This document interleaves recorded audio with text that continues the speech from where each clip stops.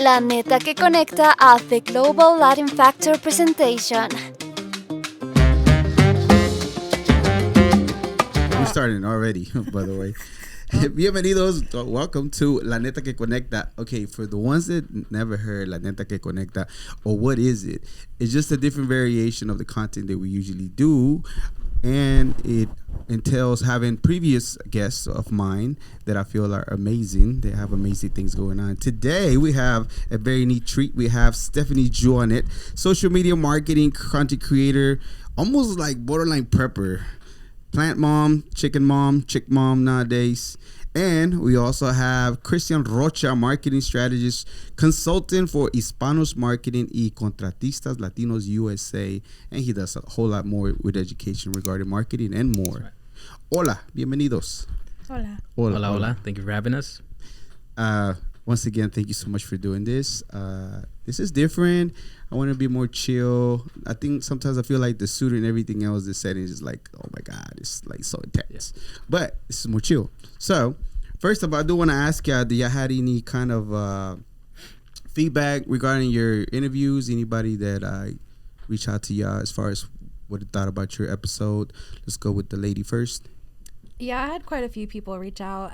Some people that I just met in that time that were in my orbit reached out like, Steph, I had no idea that this happened to, your daughter and you're really strong. Thank you for inspiring me. This also happened to me. I had about 3 different people tell me, they've gone through similar situations. They've never talked about it to anybody. Yeah. So it gave them a chance to kind of like vent with me, and it was stemmed from the interview. That's awesome. Yeah, so I don't know how many people watched it, but there is a lot of people. The people that did watch it paid attention, and then I got some good. It's feedback. like almost 300 views and going still to this day. That's awesome. Yes. 300. Yeah. That's awesome. For our podcast and it's freaking beautiful. Yeah. By the way, thank you. Hey, every single subscribe, por favor, because every single viewer. Yeah. How about yourself, Christian? Do we get a percentage of the ad revenue? What happened was we're still working on that part. Gotcha. It's in the near future. Yeah. We'll cut checks. But not yet. Yeah. No, it was a good opportunity, man. I think for me, when we had the convo beforehand, I think the idea behind it, I wanted the takeaway to be something where it's like people or whoever saw it kind of got something out of it, and I think we got a little bit. It was more of like a mellow, a situation that helped me really connect with myself. But it was an overall good experience, man. I think I got a lot of feedback from my mom. She's like, "Mijo, salieron las noticias." I'm like, "Mom, it's not the noticias. It's the global Latin factor, but it's getting there. Yeah, it's casi como Telemundo." But yeah, I got a lot of positive feedback, man. A lot of people, they were just admiring the quality, bro. Everything that you do is just top notch, and I want to congratulate you for that, because se ve el trabajo, bro, que haces aquí, and it was awesome, man. Thank you so much. I appreciate it. By the way, I don't know if you know his episode. This man used to be homeless for a little bit. Yeah. He had it tough. And to have his own company and not only that, but now educating and empowering other Latinos to do as far as marketing, which is such a huge thing to be able to help them out and grow. It's amazing. And then her story too, she shared a little bit about things that happen that normally we don't like to talk about in our Hispanic community, like essay that happens in the families, and sometimes it's tough. But she had a lot of courage to be able to share some of the things that had happened, and it's great that a few people were encouraged enough to be able to reach out to you, be like, you know what, yeah, this impacted me, this did happen to me, because sometimes it's hard to admit, like, oh man, I was in the situation, this has happened to me, and process that and try to get some help, so awesome. Yeah, thank you for the good questions that stimulated, people's minds and challenges you to answer things that people don't normally ask you on a day-to-day basis. So, yeah, absolutely. Yeah. So overall, you experience we need 10 some out ratings. of 10. 10 out of 10 for sure. 10 out of 10. You hear that? Hey, slide me that $20 bill. Hey, split it with me. 10. Cash App. Nah, it was 10 out of 10, man. Yeah. Cash App. Okay, let's talk about a little bit of some cheese, man. In y'all's life, first of all, you be getting into some very interesting thing. I'm curious about what you're doing recently in life. You're being I think you're building a chicken coop. You're learning how to plant. You've been planting for a long time, plants and everything. Yeah. How did that get started for you, and why do you want to do things like that nowadays? Well, I don't know. This is corny, but I'm born on the first day of spring, so always say I'm Persephone. She's the queen of darkness, but also comes to life and makes spring and summer and just brings all, like, when she's back on her, like, she puts all the, you know, life back on her, like fruits, trees, flowers. Anyway, so I mean, that's corny, but like I always think about that. Like, that's my favorite Greek mythology. And then I also have some friends that have learned about plants. So like I get hyper fixated on something and I just want to learn, and I learn everything that I can about it until like I'm like, okay, now I'm good. This is going in my life. So with the plants, I had plants for about 4 years. I've now converted into growing herbs, and once I you know, become successful at that, and I want to start planting fruits and vegetables. But my daughter one day came to me, she's like, hey, my manager wants to know if you want some chickens. I was like, chickens? Like, what? Like chickens? And she's like, yeah, she wants to give me some. And then I was like, okay. And so I committed to it, and then I had to do my research, and they need a chicken run, and they need covering and a coop and a nesting box and a place called a rooster to go poop, and like, and I am so ignorant to all of this. So anyway, I just started learning, and I've turned my backyard, which my backyard has a whole story as it is, but I've turned that now into like a garden area, a chicken area, and I just got my baby chickens yesterday. So people think that you can just literally go to the store wherever they sell grab chickens and that's it, and let them loose, and it's like you could, but they're gonna die. They're gonna die. There's predators, hawks, foxes, cats, dogs, like lice. You know, like there's just so much, like what you gotta feed them, and the laying egg, which I haven't experienced that yet, but just the research that I've done. But yeah, I don't know why. I'm just living my life kind of slowly these days. I was on the, you know, hustle and grind every single day, and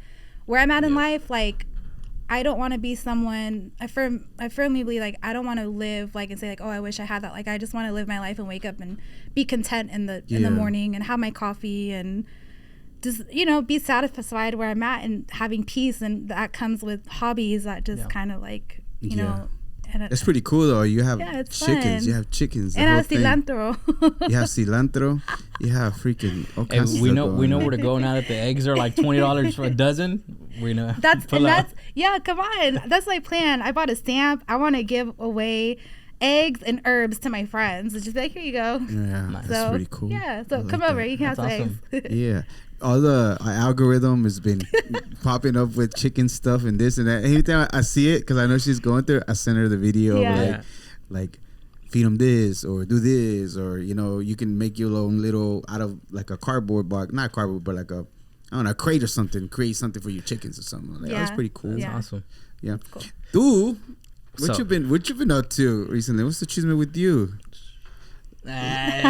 Mr. Rocha was a single gentleman when he joined a podcast, but you know, I don't want to take too much into don't expose me, bro. You know. Well, my question was mostly is like, you know, being somebody that's entrepreneur and being in a relationship, a lot of the time it requires a lot of time, right? So how are you managing that balance for yourself? It's tough. I think back to a little bit of what you touched on when I used to live out of my car. I've been living on my own since I was 18 years old. So for me, I won't say how old I am. You know, I think that's how you know I'm old. You get to a certain age and you don't want to say it anymore. You must be 36. Casi. But when I was 18, that's kind of when I was living on my own for a very long time. So from 18 till now, my journey has been solo, the grind, like you said. You know, getting things done on a mission. And I think the mindset of go and being on survival mode, it's kind of something that I gotten used to. So it becomes a challenge when you want to open up to opportunities or friendships and relationships, because you're just kind of like, well, you kind of almost feel like you don't have time for it, which it's still an area that I'm working on, because I love being in a relationship, and I love the relationships that I've built, even with friendships. But I think finding that balance for me has been a challenge. But I'm working on it, and I think it's been great. I think what I've done now differently, it's kind of going back to what you said, finding some time to reset, and then just kind of doing the things that you really enjoy doing, that you find passion behind, because it's not always about making a sale. At least that's what I've learned. When you find the passion or your why behind why you do things, I think it helps you do it and enjoy it a lot more. And I think with what I do specifically, it's more so, okay, I do have to get my bills paid, so I have to make the sale. But in the process, am I helping someone, or am I changing someone's life, or am I impacting someone in a positive way?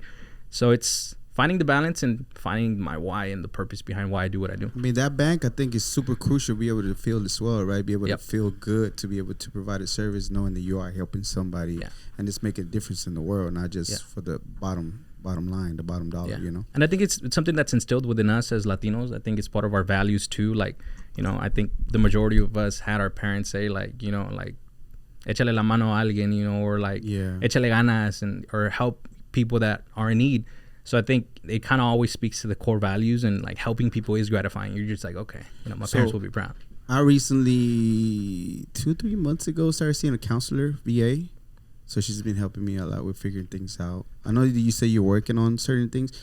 Is it a counselor or just certain things that you're doing for yourself, self-help, to try to like help you with that part? And I did consider it. I think as Hispanics, it's not something that's so normalized. And I think there's still kind of like a tug between, do I really need it? You know, it's $100 an hour, but, you know, should I go? Should I not? But I think it's something that I definitely have been considering a lot more, because it helps, man. They're doctors. That's what they're supposed to do. It's help you navigate the toughest situations that you go through in life. And but I think, like I said, going back to the survival instinct of like, nah, I don't need it. Like, I'll just keep going, and you kind of seclude yourself. At least for me, that's kind of what almost kind of keeps me numb to the reality of what goes on sometimes. But it's not healthy. So I think, for sure, I've considered it, and I did see in the last podcast that you mentioned it too. I was gonna ask you, man, like, do they offer like a family discount, bro? I met them and say I'm your cousin, bro. So I'm a veteran, so through the VA, I was able to get, so I don't have to pay. That's awesome. As long as I have the time, I get to talk to her, and I feel like not only I learn from me, but learn how to maneuver around the world and learn how people do certain things or things like that, and be like, it's been like crazy, like the things that I learned from her, just in general, about myself, about yourself, and about in general how people work, and you know, not to take it to the heart sometimes, or why would somebody do certain things like that because of whatever reason, you know. So it's been helping me a lot. Like, just I like going to her and talking to her, and just know that I'm a safe space, regardless if I'm Mexicano. I don't give a damn. I need help. What's one thing that sticks out to you that you learned that you can share with us? Okay, so check it out. And just in conversation after almost we were finishing that session, she was telling me about ladies in Vietnam back in the days. They lost their sight, and they lost their sight because of the war that was happening, right? So the fields are full with blood and, you know, bodies and stuff like that. So literally the ladies went blind, their brain protecting them from seeing that stuff. So that means to me, whenever she was talking to me, like, literally things can physically manifest in you. Traumas can literally manifest. There's people that lose like smell. There's people that lose touch because of those traumas. And you never realize that that's a possibility. If maybe for whatever reason you don't feel a certain thing, you don't smell whatever, maybe something happened to you when you were growing up, and all of a sudden it manifested it in physical form. And that to me was just one of the things that I learned. I'm like, wow, that's crazy. The power of the mind. The power of the mind. How it wants to protect you, and he does things like that. You know, it's funny that you mentioned that, because I learned the opposite going through like federal or forensic counseling, and one of those things is called trigger memories, when you smell something or see something, because your brain blocks it out. But like for me, I smelled Irish Spring one day and like freaked out, and going through that therapy with the forensic people, and they're asking like all these like intrusive questions, like I figured out stuff that happened to me from remembering when I was 6 years old that helped the case that we were going through. But like, that's so crazy, because it can work both ways. Like your brain can suppress it, but then like your body can also naturally develop something so you don't see it. It was so bad that, you know. In the same conversation, she was talking about the lady couldn't use a stove for a long time because something had happened.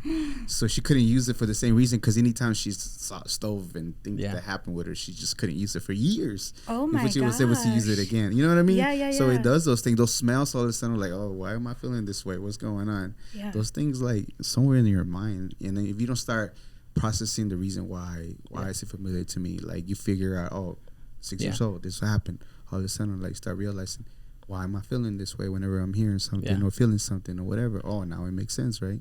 Or sometimes even, like, for example, like an observation that I made within myself is like, asking myself the questions like why it is that I am a certain type of way, whether it's like, maybe I'm like impulsive, or just asking those questions internally. What I went to study was psychology. I pretty much I wanted to become a psychologist, but for me, it wasn't so much helping people. I mean, it sounds bad. I did want to help people, but I think for me, it was trying to help myself and understand why I felt the way that I felt. But through that journey, I kind of, when I was close to like pretty much going to the next step in my degree, it's more of like, I kind of almost got scared because you start observing patterns within your character and within yourself that tie into a theory in psychology. And then you start understanding like, okay, maybe this is why I react a certain type of way, or maybe this is why, like you said, certain things trigger me, and for me at that moment in time was a scary feeling. But I think as now that I get older and I'm a little bit more mature, I'd like to say, my girlfriend probably wouldn't agree. She'd be like, "Parece niño este." But I think now that I'm getting older, I'm kind of looking back on those things and I'm like, okay, maybe those are things that need to be addressed and assessed, and like you said, talk to someone about it. Who wants to go back in time and mind and think about those things that didn't make you feel good at all? You know what I mean? So it's not really comfortable sometimes. So that's why I feel like some people don't want to, do that. But I think it's crucial for you to grow past that. You done a lot of healing and do a lot of different things to help you keep your mind at ease and everything else. What can you recommend Christian over here that can kind of help you a little therapy bit? session. I smoke weed every day. Oh no! If you can't do that, I don't know. Okay. I mean, everybody to each his own. Yeah, Everyone's healing. Yeah. Like I have this saying that sticks in my head. What is chaos? To a fly is normal to a spider. And we all heal differently. We all take it in differently, perceive it differently. Just what's helped me has been marijuana. My children, of course, like talking to them, picking their mind, and getting hyper fixated on shit, and just like, I don't know, and reading a lot. Reading has helped me just kind of, calm down, and I don't know. And like you said earlier, I seclude myself a lot. Just because I feel like I'm a plasma ball, like I feel everything, and sometimes things can be too much for me. So I just like go in my cave and like focus and do what I need to do, and it just brings me peace. Yeah. That's cool. I think that's my cop out too. I think in a way where it's like I don't want to experience what I'm experiencing as far as like frustration, stress, or like a sad emotion, that I just get to work. And I'm like on the computer for like 10, 12 hours, Think you find it therapeutic for you whenever you do that, and then productive at the same time? Yeah, to me it does, because like I said, it kind of almost takes me back to the point in time where I was kind of figuring things life. And I think there's a certain power behind always finding a solution to a problem. And it's one of the things that my dad used to always tell me, para todo hay solución, and I think for me, going back to that place of like, hey, we're going to figure this out and we're going to see what's the way, I think it kind of provides some type of peace and relief that I have the circumstance under control. Because if I didn't, then I'd be stressing. I'd be like, oh my gosh, what am I going to do? So for me, it is therapeutic. I do things like, go to church and go to the gym and stuff, which I think are also helpful. Oh, yeah. But I think it's definitely part of it. That's cool. All right, let's get to some cheese mess in the celebrity world. I don't know if y'all know this, but Salma Hayek just graced the cover of 2025 Sports Illustrated swimsuit edition at the age of 58. And she does not look 58. I don't know. I haven't seen that edition, bro. I highly recommend just to glance through it. I'm sorry, girlfriend. That's crazy. My thought is like, at 58, bro, she looks like 25. And I'm like, is it our genetics? Is it like, what is it that you just, because you got J-Lo too, I'm like, is it something else? What are your thoughts? And okay, first of all, for you as a lady, I want to say is like, how do you feel about girls being in Sports Illustrated in general, women? I mean, I don't think twice about it. If they want to be on it, cool. Like I don't care if you want to show your body, by all means. I mean, if I had a body like that, I would show it off too. I would too. Yeah. What? Yeah. Why not? You don't have to work for it. I always got to do this. That's crazy. What about in general? Just like 58 years old and it still looks like. You think he's like, just because she has the resources, the money to be able to have a top tier diet, top tier trainers, and everything else, or is it a little bit of genetics también? I mean, combination, right? Yeah, absolutely. If you have good genetics and you're nourishing that, you're gonna look your best. And she has the resources, and I mean, she's been beautiful since, she's a beautiful woman. Like since what was that movie? Desperado. Yeah, I think it's a combination. And I mean, I've always heard the saying, if you feel young, you look young. So I think it's a combination of like within ourselves that positive, optimistic perspective of like, hey, todavía tenemos la energía, we got that energy, but also, I mean, genetics too, and she got some money, bro. Yeah. Whenever your girl is telling you being a kid, tell them you're just trying to stay young. That's it. That's my cop out. Trying to be like some Hayek. Yeah, just trying to be like William Levy. You know what I'm saying? Like, God, he is so fine. I love him. Hey, that's what they he's say. Up there too, también, bro. Yeah. That's my nickname out there.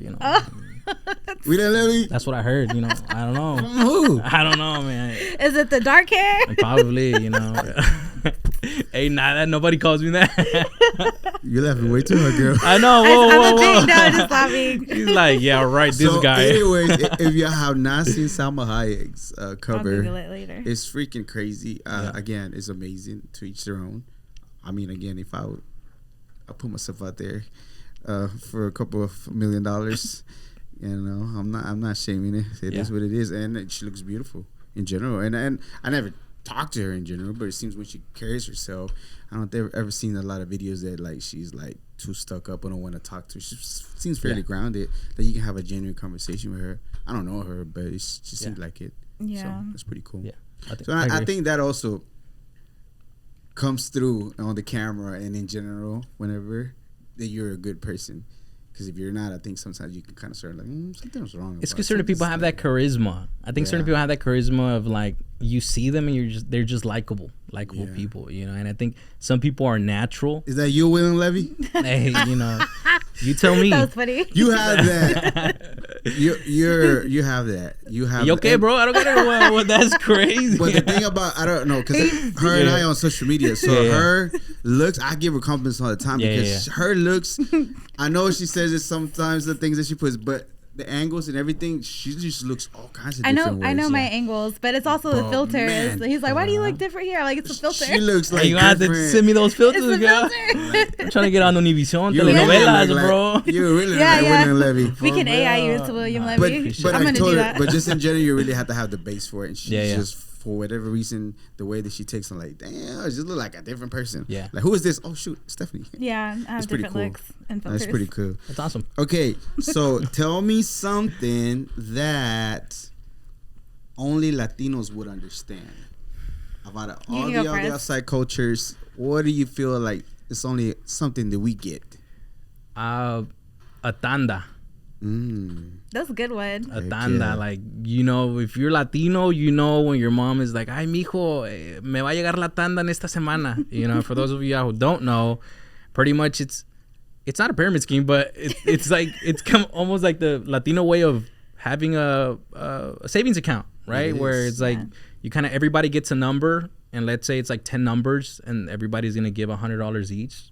I think depending on the number that you get determines if you get the money first.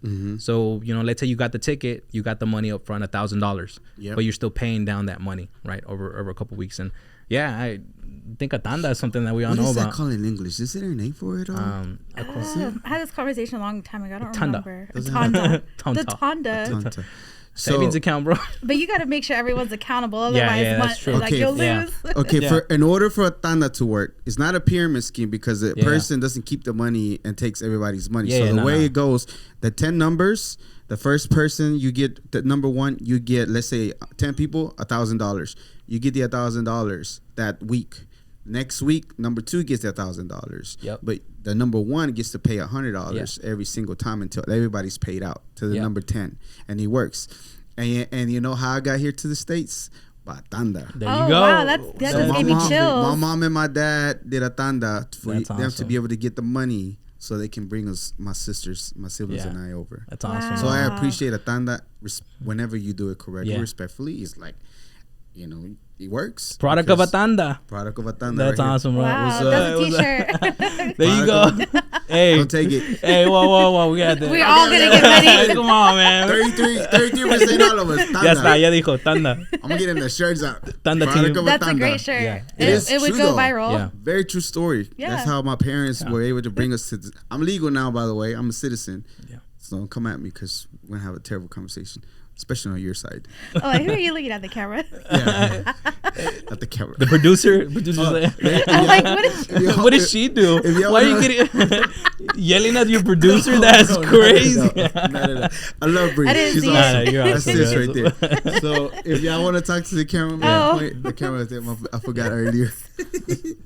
Okay, tanda. That is so true. No, yeah, Do you think it's more Mexicano thing, or other Latinos would use it? Maybe they'll let us know in the comments, because to me, a tanda, it's like the most normal thing ever. So I don't know if other Latinos use it, like Or they Hondurans, have a Salvadorans. variation of Maybe it. they have a version of it. Yeah.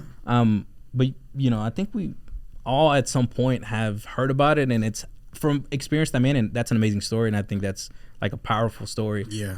I've seen tandas also impact people in a positive, not to that extent, but in a similar way where it's like it transforming lives. Shout out to tanda. That's Shout why out I'm to here, tanda. baby. product of a Stephanie, tanda? what do you have? Anything that pops into mind? Well, I mean, what pops into mind for most recently, knowing how to squeeze a lime properly. Like, I feel like Hispanic people, Mexican people, Hispanic people, we know how to, like, maybe that sounds weird, but I was trying to teach my daughter, she's like, how do you do that? It's like, just years of practice. Like, you just get it and then you Did you not use this exprimidor? The little I mean, I device? do, but like when I'm putting over my tacos or on my meat or whatever, my food, I just use my hand. Yeah. And I've learned how to get all of it out. Or am I the only one that? No, I use my teeth if I can't do it. Like if the limit's too hard. Okay, now you got. Wait, what? No. Wait, what? That's what Now you're we talking all, about, right? now we all not in the same page. No. You said, are you talking about lemon? Limon on Yeah. sus tacos. How to Yeah, squeeze yeah. it Like, correctly. squeeze it. But whenever it's not fully mature, like it's hard. How are you gonna squeeze it? Oh, you put it in the microwave a little bit. Oh, I didn't know that trick. But- Okay, so there's a bunch of tricks for limones. Yeah. First Okay. of all, you have to know how to pick them. Yeah. Do you know how Yes, to pick a good line? yes. How do you pick a I good line? squeeze it a little bit, and there's a little bounce back, Okay. and then a little lime discoloration. Yep. Lets me know. Another trick is if they're smooth. Yeah. Okay. Okay. Rule of Yeah, thumb, yeah. if they're really smooth, if they got a little dents on them, most likely they're not gonna have a lot of Yeah. juice, and then a little bit Yeah. of softness to them. Okay. And those are good ones. Almost like 99.9%. What about a good avocado? Because I always have a hard time picking the right avocado. You have to You- smart. you got- Yeah, like they can't be too squishy, Yep.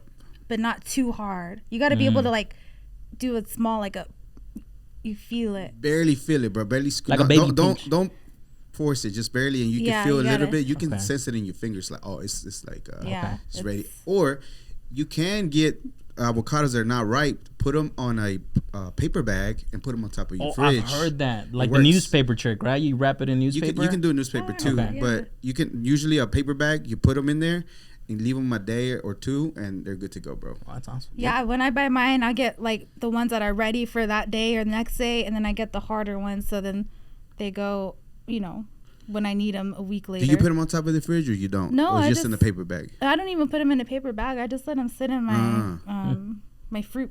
So if you want to hurry up and not wait 2 days. But yeah, and yeah, hurry it's to up- speed it. It's to yeah, speed it it up. speeds it up. Okay, that's awesome. Nice to Yeah. know. Shoot, man. So the line part, Yeah. Do you know? Do you? I never paid attention, and you know what? Okay. I just noticed that I'm always messy, so Yeah. I don't know how to do it correctly. I just like freaking Hey, all over the place. maybe guys, we're just messy, bro. Maybe Like, there's not a correct way to do it. Me and my family, we always talk about it, just squeezing it. Never had this conversation. Tell me why limes have the best freaking aim possible. Tell me, like, somebody Lime. squeezing or a limon, a lime, over here, and I'm over there, and like all of a sudden Yeah. you get some freaking jugo in your eye. I was getting confused. Like I always say, Me too. lemon. Yeah. Okay. So let's talk about it because that's a Because real it's Latino thing. limon. Like, Un limon is the green ones, Yes. which is the limes, and a lemon is the yellow ones, which is una lima. yeah. That I know. Like, what do y'all know? I call them both limon. They're both limones to me, bro. Like, limon amarillo y limon verde. Limón amarillo, limón verde. There Like, you go. yeah. Yeah. There you go. That's true. I don't know about the lime one. I think it might be a family Okay. thing. Cause, Maybe. but Maybe. now you got me thinking though, because I'm like, why am I always messy in my hands? Oh, I don't I'm know. not squeezing it right. I don't That's know. what it is. I don't know. Perception. Tell me, for you, and for you, lady first again, what is a heartfelt lesson that you learned that you continue to use on the things that you're done in regards to your business? Like something that you really impacted you that till this day you feel is super important to continue to do for you as you do and help your customers or help anybody in general. What is that? Okay, so this, I don't know if this has helped me, but it definitely affirms to not be a piece of shit of a person. This sticks with me everywhere I go. So I used to work at a used car dealership. Yeah. And that specific car dealership, they're no longer in business, but they would latch on and victimize Latinos that didn't understand the contracts, take their car and say that they were going to put it as a trade-in. They would fabricate numbers. And we didn't know this in accounting because I did all the billing. So anyway, there was a older Latino man that called crying. He's like, Mija, like, I don't understand English. He's like, they said that they're going to pay my car off. It's been 3 months. Now the bank's calling me. He was crying. He's like, this is everything I had. And I had, you know, like he wanted to, anyway. And so from that moment, like there's nothing that I could have done to help them because they already put the car out into auction. Like they did a bunch of messed up things. And it bothered me just because you're taking advantage of someone that doesn't speak English and that can't read the contract properly. And and that's another thing, side note, you can't sign a contract in another language. It has to be in English from what the banks told me. Yeah. And oh wow, I that's don't know true. That. Yeah, and I got really upset with one of our reps one day because I'm like, that's discrimination because they should be able to understand. And then basically what told me is it's not our fault that they don't know how to speak English, and that shit pissed me off. That's a whole nother story. But ever since I experienced that, you know, and not being able to help that guy, I just kind of subconsciously have vowed to myself to be transparent when you do business with people. Don't ever do anything shady. And I don't think that's a part of my character anyway. I mean, I know it's not a part of my character anyway. But yeah, I try to definitely make sure that the people that I work with know how to trust me because trust isn't easily given. And I want them to know, like, if I'm working with you, I'm going to be just as passionate and honest and here for this just how you are, you know. So that's true. So yeah, most of the legal contracts, most of the financial contracts in general, mortgages, cars, notes, all that stuff has to be in English. Yeah, that's crazy, man. I don't know of an institution that does it any other way, and that's just the only way. That's crazy, man. Stuff like that pisses me off, bro. Yeah, because I've seen it, and I've seen it from both aspects, and I like watching like the news and when stuff like that happens because I think it helps educate me on the ways that people are doing business to help the Latino who doesn't know about those tactics and guide them in the right direction. And I see a lot of stuff like that happens, you know, and it happens time and time again. And I one of the things that comes to mind similar to that is like the pyramid schemes. I mean, we brought up the topic, you know, the whole MLMs and like, you know, you recruit your family and then your family recruits another one. And a lot of those prey on the Latino community as well, you know, because they know we are about family, you know, so they get the mother of the household, the dad of the household, or the oldest sibling. And they're like, okay, hey, tell your brothers, tell your cousins. And it in most cases, a lot of people lose a lot of money también, you know, and at least in my world, in the marketing industry, one of the things that I've picked up on very quickly is that it's very difficult to create a trustful relationship with someone that you don't know, and more so whenever they're Latino, because there's been a lot of marketing agencies or just companies in general that have taken advantage of our community. But one of the things that I find true to myself that kind of helps me continue to do what I do is just seeing them as I see my dad, as I see my mom. You know, and I think for me, that's why it's a little bit more like it gets me a little bit more pissed off because if I saw somebody screwing over my mom or my dad, like it's game on, bro. Like, you know, we'll have to. I'm about to go back to whenever I grew up in Pleasant Grove, bro. Like no more. Nah, I don't think that's tampoco. No, but I think for me, it's more of like, hey, you know, I'm not gonna let that happen. You know, I'm gonna stand up for my people. I'm gonna stand up for my mom, my brothers, my siblings. And I think for me, it's kind of been one of those things where it's like I see it so often that I've tried to narrow and just tailor my presentation to help people gain that trust by providing a lot of education first. Like, hey, this is kind of what you should know. You don't have to walk away with me as your professional or consultant, But at least you know, because if you know, and if you decide not to choose me and you decide to go through a different company, at least you know what questions to ask. At least you know what to be, careful of. And I think that's why a lot of people hate me sometimes, like in the corporate world, because I do my best to try to help my people. What in the marketing world do you feel like Latinos get exploited the most of? What is it exactly that they, like, they're not delivering on what they're saying they're going? What are you finding? Well, I think the issue is twofold, because on one end you have, there's a responsibility on both parties. There's a responsibility on the business professional that's doing everything in their power to educate the consumer, whether it's Hispanic consumer or not, the consumer in general, to set the right expectations. And then on the other side, you have your consumer, which is their responsibility to get educated on what it is that they need. What problem do they have, and what's the solution to the problem, so you can better identify who's going to provide that solution. So on both parties, there's that responsibility, but I believe that most of the burden in a way falls to the business professional, because it's your job to set those expectations. And if the expectations are not set, to make sure that you within the conversation that you're having, the Hispanic consumer is understanding the direction that you're taking the final decision. So I think what I've seen where people take advantage the most is similar to what you said, like locking them into contracts and locking them into long-term commitments, where it's just like they want to cancel, but it's like, no, you can't, because you signed a year contract. And it's like, well, I didn't even know, because it wasn't explained to me, or the clause wasn't explained to me. So I see that a lot, time and time again. But it's kind of something that what we do, and especially in our industries, is we can get rid of that issue and weed out those people that are actually taking advantage by doing the right thing all the time. Yeah, because you're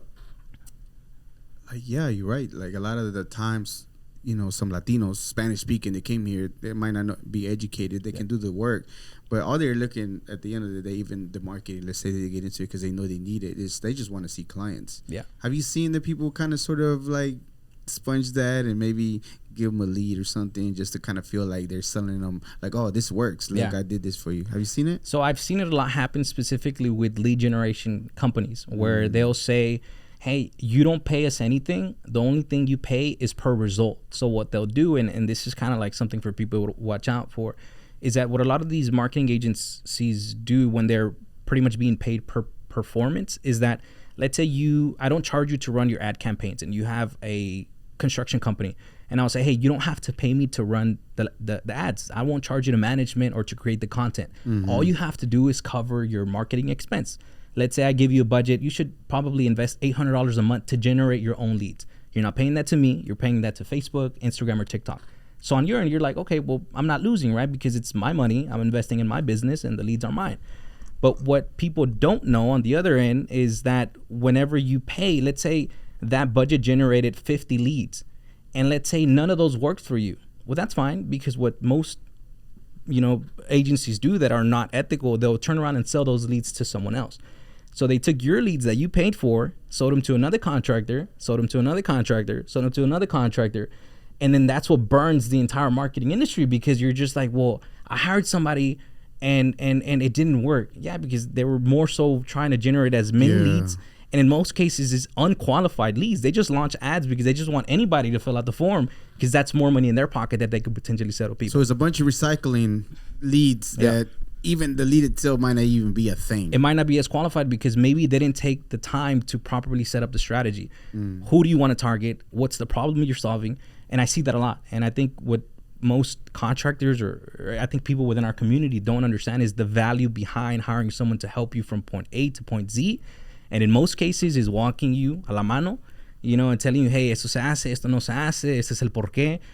But a veces eso cuesta. Sometimes it costs a little bit, and because there's not a lot of education on the side of like, this is why you need it, or this is why it's valuable. Sometimes our community doesn't see that value. Y a veces nos dicen, es que alguien me lo hace más barato, somebody does it cheaper, and you're just like, oh man. Now you have to undercut yourself. You have to lowball yourself because somebody is doing it cheaper. But it's not. But it's not. They're just like probably just doing like whatever strategy, but you know that you want to help them. So I think that's what sometimes also affects you. And I'm pretty sure you've seen it, right, within your industry, that you do a lot of great work, you do things right, but then somebody comes and pretty much slaps you with, es que tal persona does it cheaper. Yeah, or I've been told in a different aspect, I've had this big influencer girl that is good friends with the liquor store that I help, you know, and that's one of the things that I tell my clients, like, okay, I'm not here to bring clients or to make you money. I'm here to maintain and create for your page and make sure that the consistency there. And if it grows, it's because it's your brand that is attracting them. I don't take the credit for that, you know? So, and I feel like I go above and beyond from what the contract says with my clients. And I had this big influencer girl that doesn't even, you know, interact with her friend that owns a store, but we went viral, and they've been selling a lot, you know.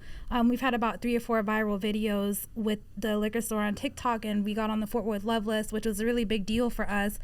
And now, like, the hype is there, so she started talking down on, you know, well, your marketing girl's not doing this. Well, she's not doing that because she has 33,000 followers and she thinks that she knows everything. Like, you don't know the agreement that I had with this individual. Yep. Don't talk bad to your friend about me because you have success in one area, because you're not making the money, you're not working. How come you weren't there helping your friend when they were trying to come up? Exactly. And give my hand. And why all of a sudden the money's coming in? And I pointed that out, and I pulled up the DM because I do have receipts. Oh, she came with receipts. And I was like, the liquor store, from the liquor store page, we messaged her the invite for this party. We messaged her grand opening. We messaged her this. She only came once to the store. She's never reposted. She's left us on red. She's never liked any shit, you know? And so it's like, how dare you, B-word, come and talk on my name when you don't even know me. And I wanted to say something to her, but like, in a way, like, it upset me because you're not going to sit and talk about my work when you don't even know what's going on. So I do get lowballed sometimes. I do have other people that try, like, you know, oh, maybe it's cheap. The people I work with aren't really like it's cheaper here, because I honestly charge really cheap compared, like, for what I do. I've seen people charge like $800 to $1,000 a month for 5 hours of work, 16 posts a month. I'm like, I charge a fraction. Hey, but your rates are gonna go up now that you're at the Global Latin Factory. You're gonna have to Right. double it. Yeah, better come correct with the bag. It's like now you can say, hey, like, I was on this renowned podcast. It's global. My rates. She'll be if you're talking down the homie, she'll be coming here and we'll spend an hour of you. We're gonna spool. You know we're what? gonna pull screens up. We're gonna everything. We're gonna break it down to the. We're gonna drop names. I'm not dropping Who was no the names. person that was that? I like my peas. I like my peas. We're gonna go not ready to. for that. This is me. They come at me, but I'm saying. Give him the name Stephanie, beforehand. And we'll go through your entire profile, and we'll find your cousin, your tia, and everything. And see how great you're doing. Yeah. Stop playing. So, but yeah, it sucks, man. It happens a lot. It happens a lot. You always have those people that just come across, or just, you know, they want to take over some of the success that you're giving, especially like whenever you're good at what you do. But one of the things that I've learned also is to also learn how to value my time and energy, because of the, I would say, the experience, the education, because if you don't value it, nobody else will, you know. And if you continue to lowball yourself, it's like it becomes a race to the bottom. Like, who's cheaper, you know? Instead of you know, going up and saying, hey, you know, I'm doing better. It's like, for me, for a very long time, it became a race, and I was competing against myself, you know, like, oh, I want to help this person. I'm gonna give him a discount. I could charge $200, but man, $150 would do it better. Like, I just gotta pay my light bill, you know. Dang. Like a couple McChickens, you know. And but it's, I think for me, what's helped me, and you know, I'm still in the journey of growth, and I'm in the journey of learning, and I'm open to también partnerships, because I don't know it all, and I think you'll run into that a lot, right, in the marketing industry, that this person knows it all. Like, he has 0 success stories, and he's like, yeah, according to my calculations. Like, bro, calm down. Like, so so that's part of my journey too, learning how to be open to opinions and suggestions. But it's growth, I think, is most important. It's funny you said that earlier about lowballing yourself, because so I MC the Sonidos the summer for the chamber. I just help them. Like, say I volunteer. I help her and do it for y'all, because you don't have an MC, and I can do some. I have experience on it. Yeah. And then I started looking at the things that I've done since 2013, when I started MCing and doing weddings and private events and being here, being there, and everywhere else. And I put all that information on ChatGPT to give me like a general amount of what would be fair to charge for somebody that's like an expert, like pretty much a professional MC, a master ceremony. And it gave me like that 900 or so, and different events. And I'm like, I punched in just when I was creating like a profile for me, I'm like, drop it for $200. I'm like, but why? Everything that I input says. Hey, ChatGPT is like, are you crazy? But everything that I input it's like that's the fair amount. Yeah. Like for somebody that's done the work that I've done concerts, I've done different things. You were a rapper? Yeah, at one time, didn't sign to nobody, but still. You had braids? So all that stuff is like, why am I like cutting myself lower than, because their budget is not available for me, because I've done like literally a professional bilingual MC. Yeah. That people are willing to pay in weddings all the time. And yet I'm like, drop it 150, drop it another 50. Yeah. I'm like, why? I think for a lot of us, sometimes lo hacemos to build up our portfolio. Yeah. But I think from time to time, it's like, okay, you have to recognize the experience that you have and the value that experience and carries. That's when I was realizing, I was like, darn it, since 2013, over this amount of time, I've done so many, like hundreds of weddings, hundreds of this, hundreds of that, and I have the skill, and everybody and their mama, whenever I'm emceeing, because I know I'm good at it, all of a sudden it's like, oh, you're really good. Everybody's like giving compliments, who's the MC, this and that. I'm like, what am I doing? Like, why am I cutting myself low? Do you think at some point you find it difficult to believe it yourself? Like, I think so. I think that's a little bit of that too, but at the same time, it's like you think about the people that are like prestigious things, like they're willing to pay extra money because they know they're good, and that's the reason why. Am I doing me a favor, or maybe I need to be going up more because I'm that top tier MC instead of like $150, $500, $300 MC. You know what I mean? Yeah, rates are going up. 2026 right now. Yeah. What was the viral video that you had, and what did you saw looking into it, or the few viral videos that you had? Yeah. There's like, oh, this is why it went, or what did you learn about those particular ones? So specifically with the liquor store, well, let me take it back a little bit. Yeah. So I also do marketing for a food truck that has delicious food, by the way. Mm-hmm. And we went viral. I feel like You can plug them in, by the way. Yeah. Free plugins for all of them. Okay. So, Touch of Toast is the one that I do in Chantel's Liquor. And they're actually brothers. Touch of Toast is in North Lake. Shout out Touch of Toast. Touch of Toast? Is that what Touch of Toast. Like Touch Your Toast? No, Touch of Toast. Like butter and toast. That's a like creative name. Everything's on Texas toast. And then they do have some bun items. But everything is like quality. It's really good. Their pictures. I always tell that she's the one posting the video because I can see her hand. Yeah, my fat little sausages. No. Her nails. No, I'm going to check them out. Yeah. So you were they're saying, good. They're so good. you have both. So they're actually brothers. So I learned with Touch of Toast, we got about 2 million views collectively within a week. Because our donut burger went viral, and I tried a different strategy. I broke it with a trending audio, and it pissed people off. And then I started playing with the hashtags, and I learned for local businesses using hashtags on TikTok for the surrounding areas. So I put like North Lake, Justin, Denton, blah, blah, blah. It helped open that demographic on the For You page, and then they ended up getting. So now we're like at 3.5 million views, with that TikTok account, and it's a fairly new account. So I use that same strategy with the liquor store, because you also got to think like, what do people like? Like, because I think this is good and I like this doesn't necessarily mean that people like it. So with the liquor store, we have these bags, they're party bags, and every single bag, has, we all mix the drinks and we taste them, and we make sure like everything that goes into the drink mixes well. So the bags, I just took footage of the shelves. They were stocked up, and then I did, your point of view, your newest obsession. You found the new plug for your drink bags in Fort Worth because they're like a big viral thing, but Fort Worth, DFW doesn't really have a lot of liquor stores that do that.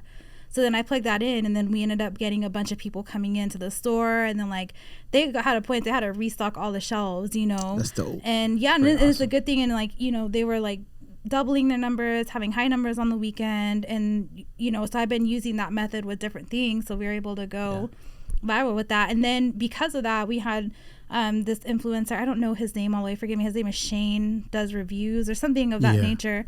So he came to the liquor store and did some reviews, and he did Touch of Toast, and then we had the Fort Worth Love List also because of the video come out, and the store gave them a bucket and some bags, and they were able to try it.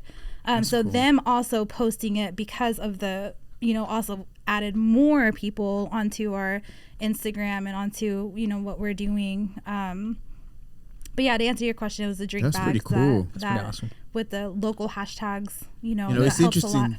No, I was gonna say that, and that's how you know she knows what she's talking about, because in more technical terms, that's search engine optimization, right? Yep. And it's really what it is. So a lot of people think it's just for websites and for Google rankings, but if you're a great content creator like her, knowing search engine optimization, using the right hashtags, the right phrases, because a lot of people use social media as Google, and sometimes it's so normal for us to just go into Instagram and like stalk our exes. Not me, but it's so like normal for people. Where's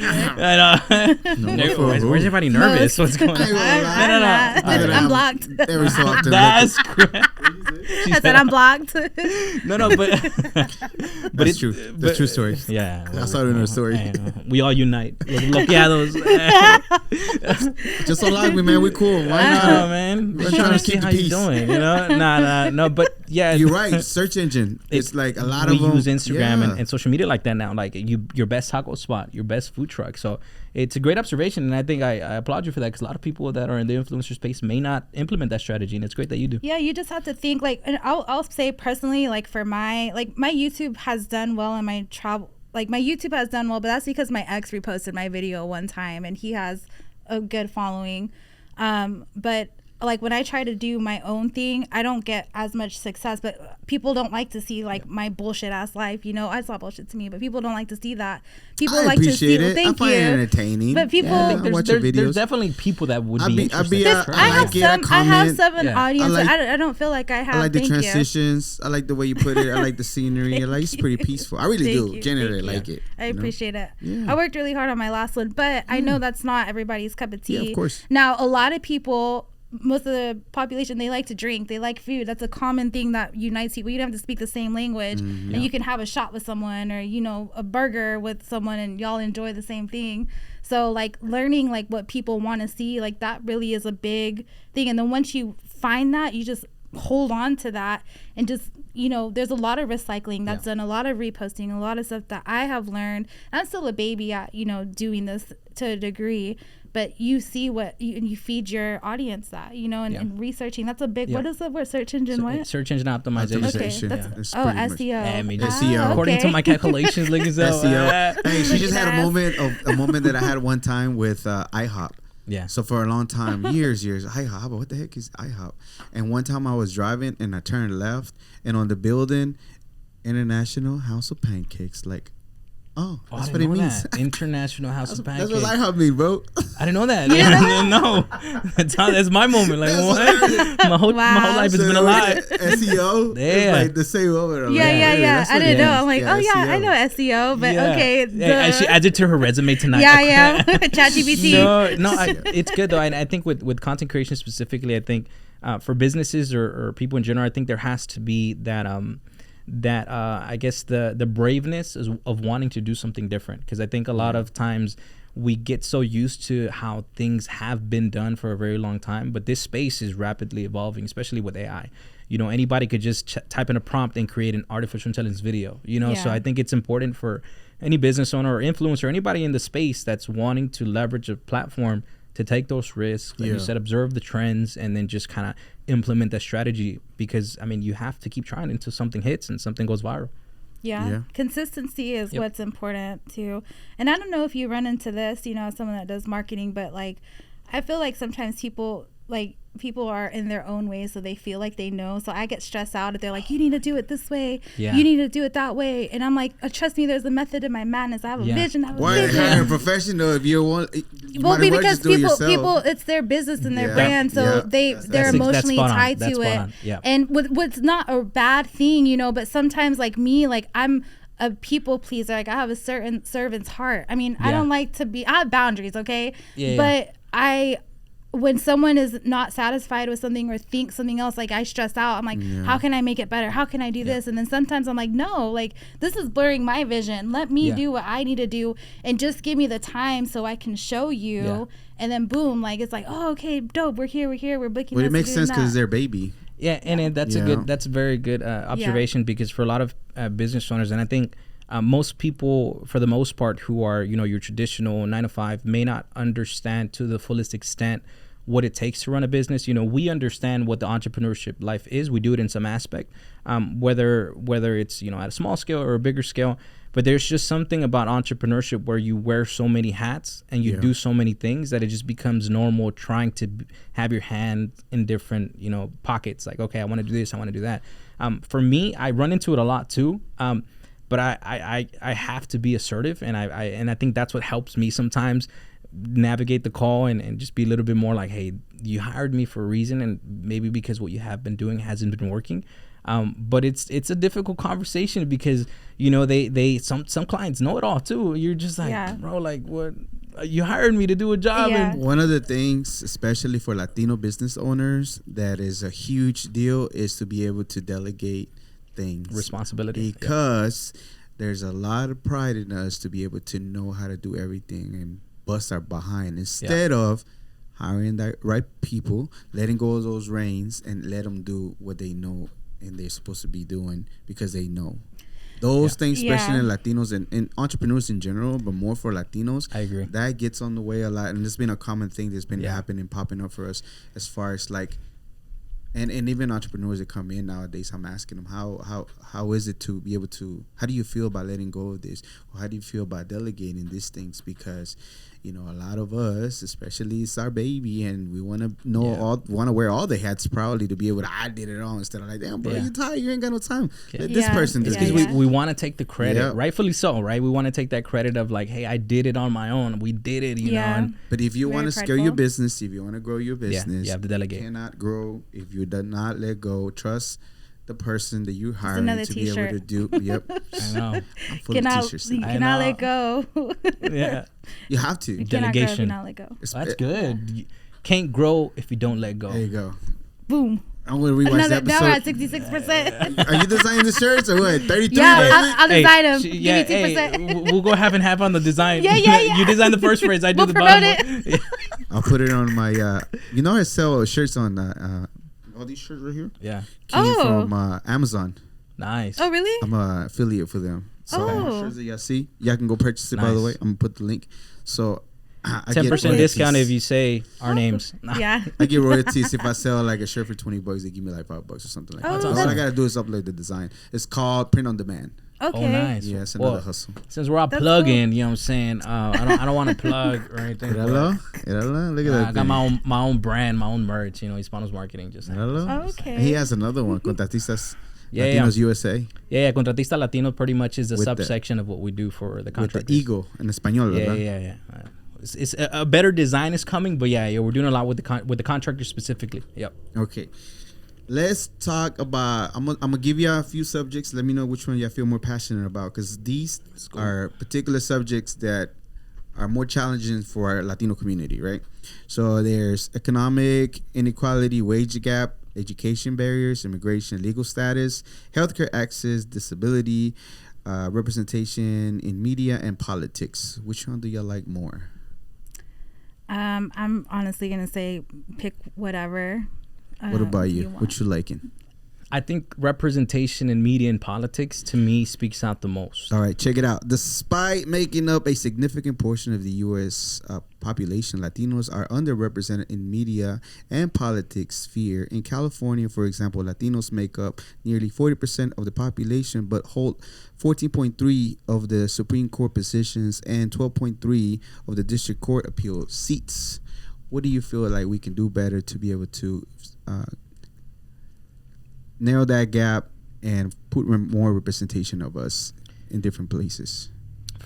For me personally, I think it would be as Latinos find the pathway to improve our education as far as self-learning, or if you want to self-learn, if you want to go through school, because I think sometimes opinions can be just subject of something that you picked up in passing, like on a social media post or a video.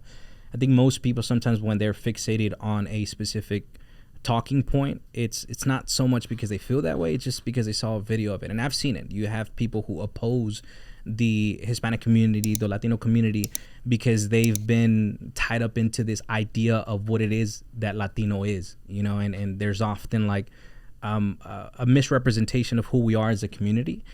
So for me, I think as us, our job as Latinos or within the Hispanic community is to continue to better ourselves in education. So when we're giving the opportunity, we're able to discuss these important talking points within the right people. Because I think, we've heard the saying, it's not what you know, who you know. I think it's both, because, if who you know puts you in the right position to speak, but you don't know anything about what's affecting our community, then it was an opportunity that you took for granted. So I think a combination of working on ourselves as far as what we take in, that is something that we're experiencing, the things that we experience as a community, how we can help our community.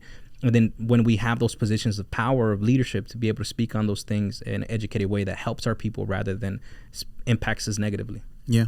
What about you? What do you think we need as a community, Latinos, to be able to be represented in not only politics, but in media in general? What do you think have you seen just in general? Have you even thought about it? Do you feel like, even though we're a huge population still, there's very little of us in positions of power, let's say?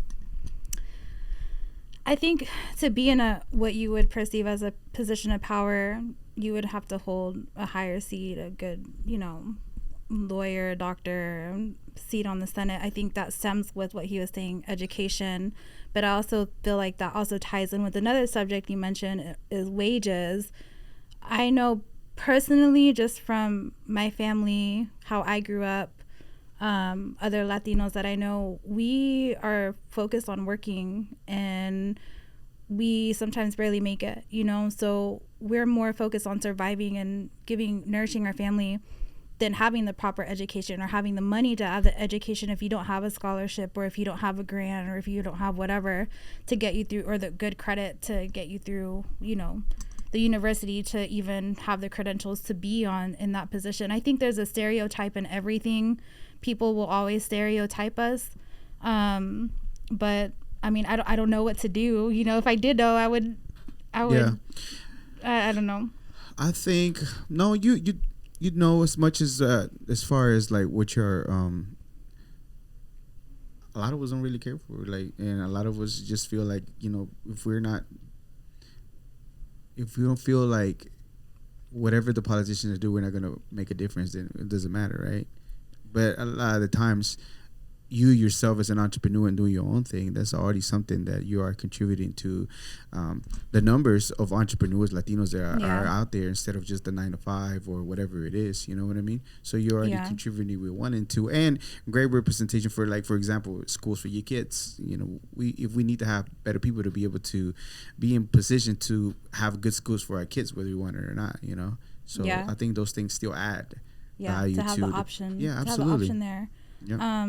I mean, as a mom, I have both of my kids, and I am a high school dropout. I have barely any college, I have no education when it comes out. A lot of that stuff has been self-taught and observing, which I'm proud of. But I also, I kind of envy the people that have been able to go to the university, just like, wow, that's really cool that you had a chance and opportunity to do this, so you can do X, Y, Z. Don't be too much. I'm gonna drop out. Yeah, I was there. I know, but I get you. I don't want the debt, but like, I always wanted. I just owe like $50,000 now. Yeah, right. Yeah. But I try to tell my kids, like, my daughter is about to be 18. She's graduating this year. She already has a plan. She's had a plan since she was 10 years old, and she's gonna go to barber school. She sells her art, so she's right now she works, and then she does hair on the side, and she makes money. So she's working into that. But I always tell them, like, you need to do what you feel like you're passionate with. As cliche as that sounds, like, whatever you feel like brings you out, because it's a very real thing. It's a real powerful thing to say, though, because it really is. If you're gonna go to school for something that you didn't like, you're gonna live a miserable life. Like, let's say, for example, you go to school or go to whatever trade school, whatever it is, but something that you're passionate about. Sometimes it doesn't even have to feed you financially to be able to be satisfied and be able to be happy. You know what I mean? Real. Yeah, I think definitely a balance of both. Something that you are passionate about, but also that is for the betterment of your career. That's going to put you in a position where you're going to be able to help your family. I think for me, when I was going to school, I say you don't miss out a lot, because sometimes the stuff that you learn, it's not really applicable on the everyday life, depending on, I guess, the type of career that you choose. But I think there's definitely through that journey, you kind of help identify what it is that it is for you, like what's for you. And for me, kind of the trajectory of going like through high school and then going to community college and not being able to get, you know, financial aid to cover me and things like that. I think for me, it opened definitely the opportunity of like, hey, maybe this isn't for me, and maybe my passion lies somewhere else. And I always knew I wanted to help people. I just didn't know how. You know, I figured maybe if I'm a psychologist, I can help people.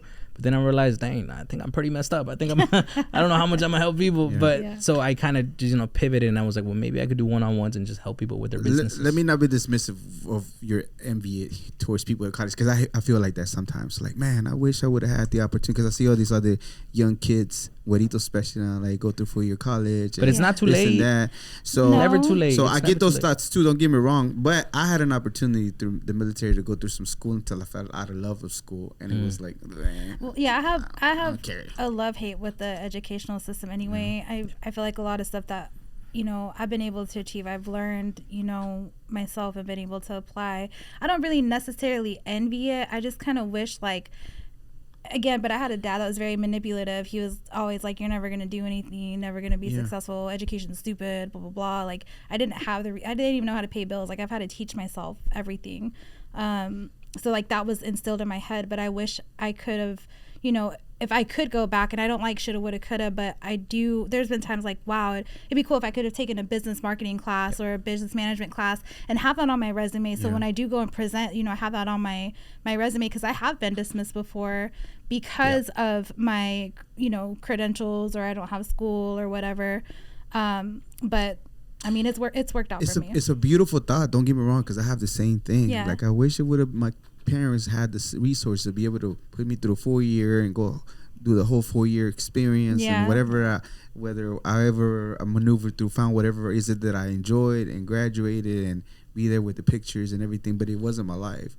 And it's a beautiful thought. Don't get me wrong. That's the reason why I feel like I can relate to it, because I have it too. I have it too. It's just my life wasn't that.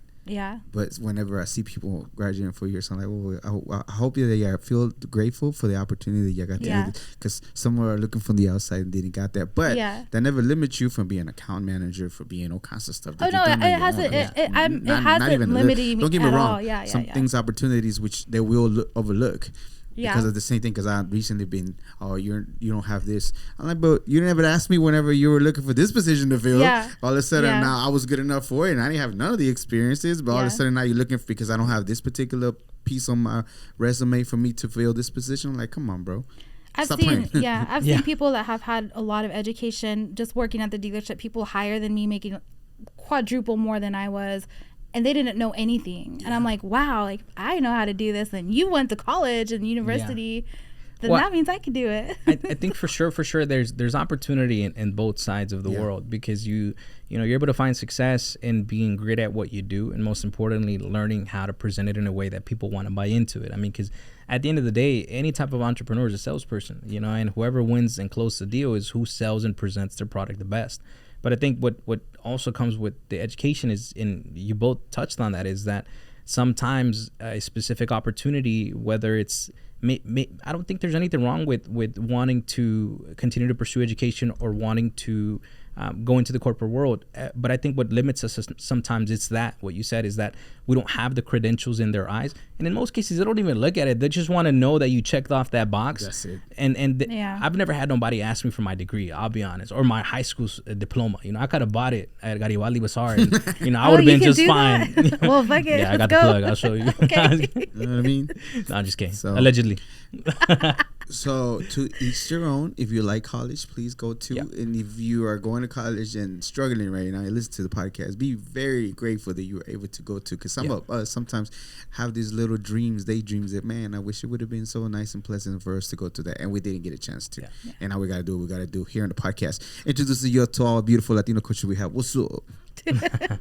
Okay, did you ever feel as a Latina, a woman, the wage gap as you were working through, you kind of saw the difference? Yes. Tell me about it. So I'm going to go back to specifically working in finance. During COVID, I was the only Latina woman in the dealership. I got paid, so all the other finance managers we had 14 dealerships, everyone else got paid about 30 to 40% commission. I got paid barely 20% on what I was making, so I had to work extra hard to meet the same numbers, and I was killing it. I was getting 150%, more than, but it was COVID and I was selling power sports. So like, it was like a lot of money coming in, but I still was on the lower end. I felt blessed because I was like, okay, this money is good for me. Yeah. But like compared to my peers making $60,000-$70,000 a month, and like, it was always, I've even had customers, stereotype me like, oh, like, yeah, I own a construction company. You speak really nice for a Mexican, but I can say that because I've been to Jose's Quince before, and you're a Mexican with class, and like just like that. No, they say that to me. But they say it. Yeah, I know. They say it, and because you own a construction company that predominantly all your employees are Hispanic, you think you can talk like this and that you have the right to. And I've been called the SPIC word. Is that how you spell it? I've been called that before. What were you thinking like?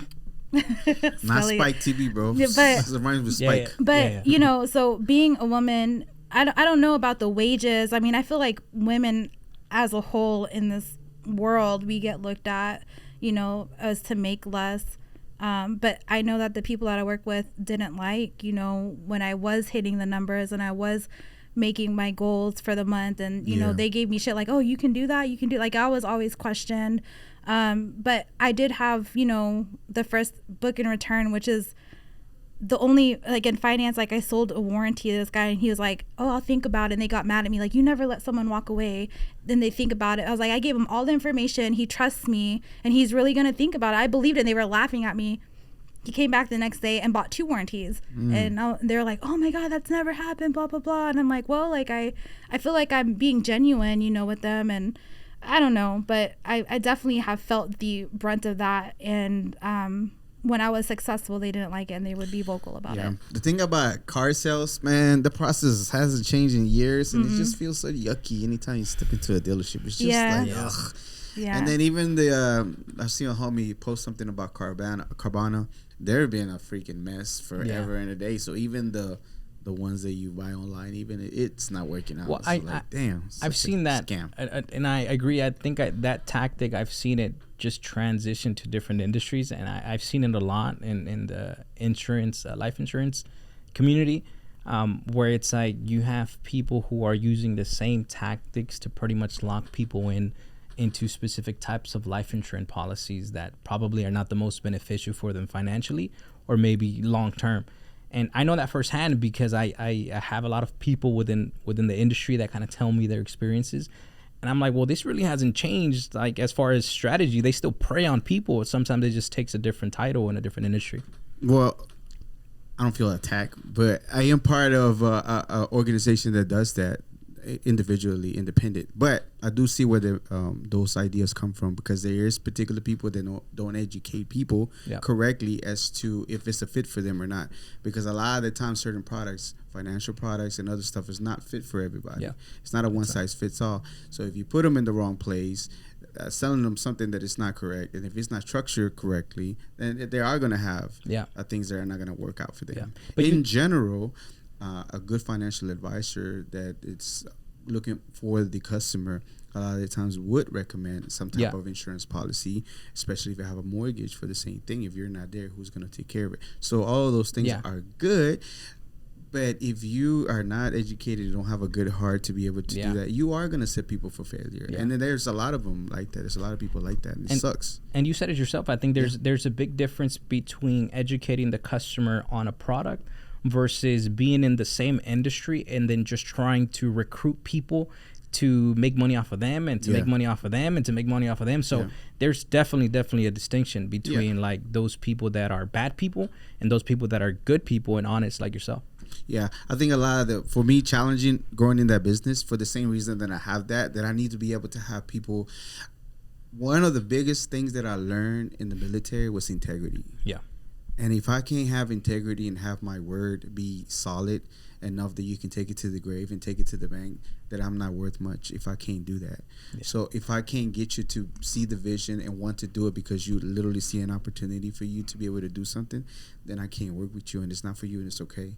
Yeah. But that's the reason why other people see different things, and it's just not the way sometimes, And I might be slower at it, but at the same time, I sleep like a baby at night. Because I know that at least I was honest. I had integrity, and I put people in good positions because I know that it's a good product as long as you do it correctly, and put them in a better place for their families if they so desire. If not, then it's not. At least in my eyes, I had information and I related to people and let them do whatever they want with it. All right, sign me up for a life insurance policy. Here, it takes my social. Take my social. Yeah, go ahead. Yeah. I just need you to sign here. No, but I agree with you, man. And I think I admire that about you specifically. And knowing you on a personal level, I know that.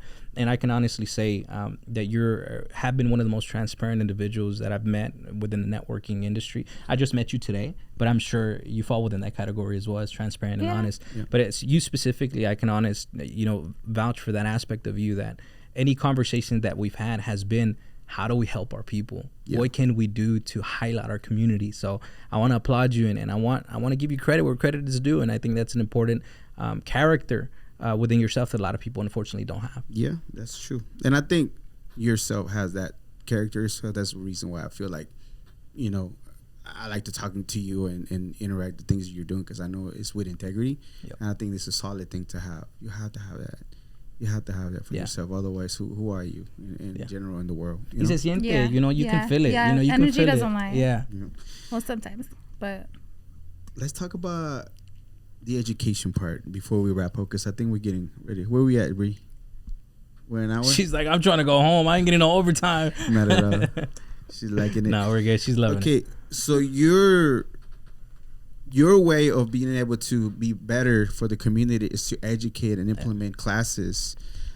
Why do you think it's important for the people to understand the concept of marketing, and what is your approach to it so they can get it? Because if you look into marketing, it's like a huge freaking thing. It's like a gigantic thing. So it's like eating an elephant, right? So where do you start off? You got to start little by little to kind of get them introduction. So what is your approach whenever you're trying to educate them in marketing? Especialmente alguien que habla español, especially somebody speaks Spanish. So I would say close to 100% of the people that I serve as the clientele are Spanish speakers primarily, don't speak any English, and they don't really have a fundamental understanding of marketing. So that on its own is challenging, because marketing often, for the people that are from here and that speak English, at some point they've came across what marketing does and the value behind marketing, because it's been spoken in our language in English. For the contractor who's a Spanish speaker who may not have run across that same content or that same education, it's like they don't really understand what's in it for them. So a lot of what I do by nature is educating the Hispanic community on, hey, this is what marketing is. This is good marketing. This is bad marketing. This is what you invest in. This is what marketing encompasses, because there's so many ways to market, right? You can do lead generation. You can do awareness campaigns, email marketing, outreach marketing, door knocking. Like the list goes on and on and on. So for me, it has been very critical to be able to provide this education for free, and in their language, in Spanish. I'm fluent in Spanish, thanks to my mom and my dad, that I grew up speaking Spanish with them. So for me, that has been a very important aspect of what I do, and what I've been pretty much putting together over the past several years is different forms of simplifying the marketing, the technical aspects of marketing, because it can be difficult, especially for someone that they just learned about it today on why they need a professional logo.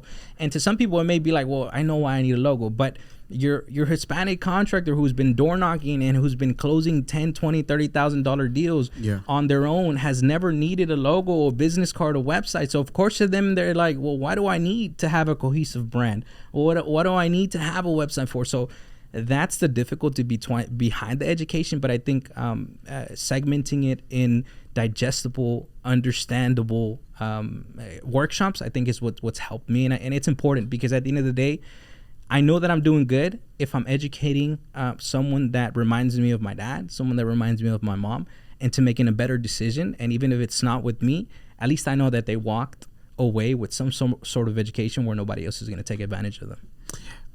Why is it important for people to have a logo and a website? Let's say in general, if they are making some good money, why? What are the great things that come with that?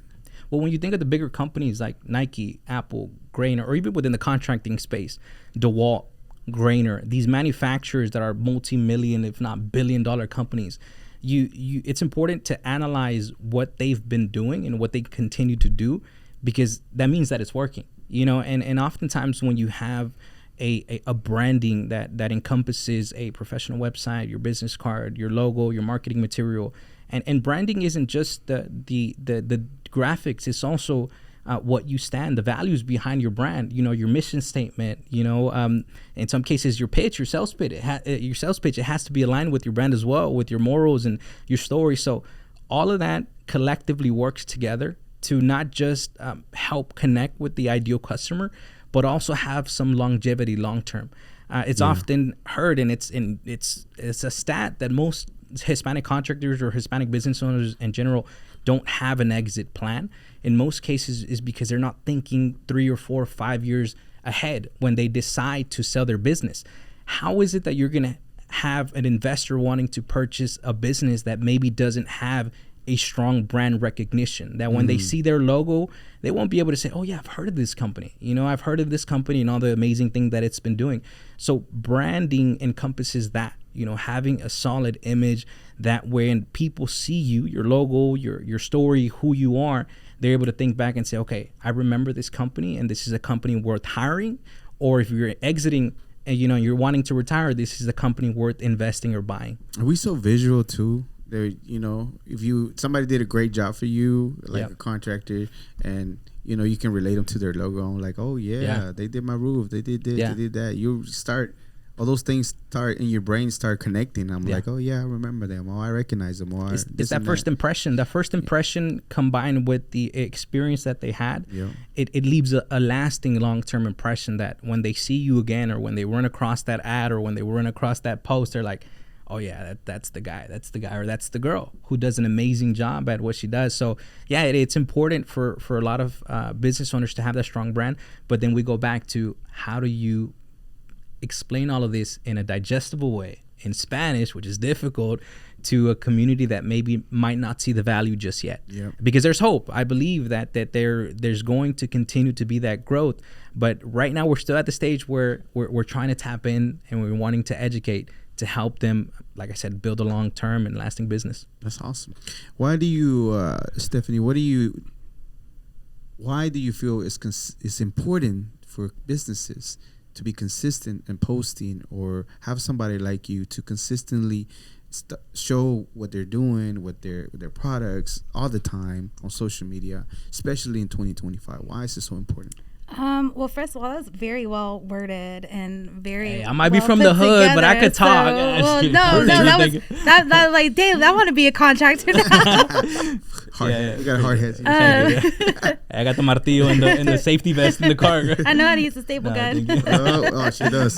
Yeah. Did she build her own stuff, bro? You are a freaking contractor. She built her chicken coop. Let's talk after. We're gonna start your business, girl.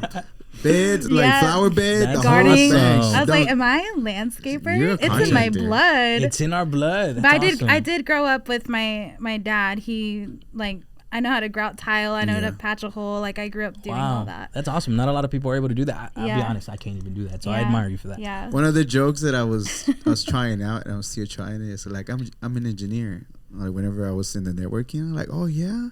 I'm like, well, my ancestors were engineers, but it goes. It's in the blood. It's in the blood. Yeah, it's true, man. Yeah, that's really very true. I was like, I was gonna run with them forever. Like, we don't pick up the bottle; we pick up a hammer. Because this sounds so bad, but in networking events, some people, depending on where you're at, a lot of the times when they ask. This is not everybody, so don't come at me. I didn't come up with this. Whenever they ask what you do, a lot of the times it's just kind of analyzing whether it's worth speaking with you or not. Yeah, I hate that question. So a lot of the times, I'm like, well, I'm just going to say I'm an engineer, because if I say I'm a banker or whatever, we're like, whatever. And I got a little hack for that, so you don't even have to ask me that. I know how to ask other questions that I can get people to talk in, and I can kind of sort of get what you're doing. Yeah. But that's what I wanted to throw in there. Like, I'm just going to say I'm an engineer and then go from there. Yeah. And then start doing the other stuff. And they'll be more engaged. Like, oh, ingeniero. Oh. If you ever go to a networking event, and I heard it on the podcast, it's just ask anything interesting you're working on. And if they're passionate about you, if I ask you that, you're immediately marketing like, oh yeah, I have that this, is great. I have a that's I have awesome. a truck right here in Fort Worth. Like, they toast their dishes amazing. So you're just gonna spill your guts. Same thing for you. And we often like talking about ourselves, realistically. Yeah. So and then what you're working on and what you're passionate about. Yeah. That's a great question to ask whenever you're networking too. Instead of that, what did you do? Like, yeah, I don't really like networking events. I mean, like, I'll go sometimes. I keep pushing her to try to go. No, I do. I just haven't been able to make it. I met Crispin at the networking event. Oh, really? Yeah, that was a friendship that was formed through the networking. He's the reason why he joined. Yeah. I'm just kidding. I'm just kidding. They cut him a check. Nah, I'm just kidding. And they're like, I say, hey, right here. Where's my referral bonus? No. I met amazing connections like Crispin, and you're able to, obviously you go in with the mindset of like, how is this going to benefit me? Because realistically, we're not investing a lot of money, but we're investing our time, which is very valuable. And I think for me, it's always been, who am I going to connect with? And one of the things that I saw recently in a video is like, as long as you walk away making one friend, you've already made an investment. The investment has already been there. I'm just kind of like, I've done a lot of countless pointless meetings and events, and I'm like, it just never goes anywhere. I don't know, but that's just my mindset, and I can be negative when it comes to that. I don't know which ones you went to, but some of the ones that I see that I just don't feel too bring a lot is the after-hour drinking ones. Because I don't just feel like there's not really professionals. Really, I just feel like it's let me go somewhere so I can, talk and boast or like boost myself and boost my ego and talk about. It's like, what do you do? But let me just listen so I can go ahead and reply and tell you like how much better I am than you. That's very true. Especially that at women's events. At the women's events, I don't go to any of those. I've seen that happen, and that just kind of como que te agüita. You're just like, oh man, like bro, I was so excited about telling you about my idea, and they just wanna ask you the questions so they can one up you and be like, but not everywhere. Not everywhere. Not everywhere. But I'm just defeat like the purpose by just letting them be. Yeah. Anything interesting you're working on and just listen. Some nice. And once you get that vibe, like, oh great, I'll see you later. Oh no, on to the next. The next. I feel like where we met, the Hispanic Chamber, I still always gonna praise them because I feel like the energy, the feeling, the welcoming, the everything in general. Whenever you're there, you don't get that feeling, that yucky networking. Sorry. But y'all know it too. Don't be like pretending like you don't get that yucky feeling sometimes. Like, oh yeah, I am. It doesn't give you that. It has to do with the people in leadership, I think, and at this Hispanic Chamber that we've attended to, the people that I've seen in leadership, I congratulate them because they've been handpicked by not just their abilities that they have, but a lot of elements of their personality and their characters. I think you walk in and it's just like, it feels like, hey, how's it going, bro? Like, I haven't seen you in a while. Like you kind of feel that connection, and I think. Like you said, there's not a lot of chambers or organizations that are centric in that area, but this one is, and I recommend it. 10 out of 10. Okay, you feel like fam. I swear. I mean, I do plan on coming out. Yeah. So not to say that like throw the fam and you feel like fam, but you really feel like fam. Like you really are like at least minimum. You're sipping on some coffee. You're getting to meet some very interesting people that are like talking about whatever, and not that. Can't wait till I tell you what I did. Yeah. I just bought a $1 million home. You're like, bro, I'm still living in an apartment, bro. That's cool. Okay, so why is it important for business? We got to sidetrack a little bit all the time. Bring it back. That's what I'm here. So why is it important for businesses, specifically in 2025, to be able to consistently post and be seen on social media or wherever? I think for me, when I have this conversation with people, it's just very simple. People use social media for everything. People want to see your business. They want something to reference to. It can also be your online resume. Like, this is what I have. This is what I have to give. So you want to be consistent because that shows that you're active. It shows that you are putting in work for your business, and you can promote what it is that you have going internally for your business. And, I think being consistent at anything is important, that you want something to grow and be able to have fruition from in life. So your business is your money maker. Why would you not pour into that? Why would you not tell people who you are? And we don't have the yellow books anymore. Like, that's right. You want to stand out because everybody's on social media too, so you want to be able to contribute and bring things to the table that makes you different from the rest. That is a yellow book these days. That is it. That is your resume. That is your spot on, the portfolio. Yeah. That's your resume, your portfolio. That's what shows if you are who you say you are and if you're good as you say you are. Yeah. All right. So we're running short on time. Thank y'all so much. Thank you. Do you have any final thoughts at all whatsoever? Anything? I'll let you go first. No. Nothing? No, I really don't. I just want to thank you for the opportunity. And if you guys aren't familiar with who we are, lock in, follow us on social media. So before we let you go, social media, where can they find you at? Where can they find your businesses that you're helping out to? Again, free plug. My personal Stephanie.Joanette. Touch of Toast is a delicious food truck in Northlake, Texas. Chantel's Liquor is a liquor store in Fort Worth, family-owned business. And then if you're on a keto diet, I also do Keto Air. It's a breathalyzer device that we are about to launch in Europe. And it helps you stay on track with your ketones, and it's 99.9% accurate, FDA approved. So nice. All her information is going to be on the description, so you can lock in with her. And you can find me on, name of my business is Hispanos Marketing Group. You can find me on social media. It's Chris Rocha, ITS, Chris Rocha. And pretty much you'll see, if you follow me on social media, we're putting together free classes, workshops for the Hispanic community. Oftentimes they're Spanish, but we can do English.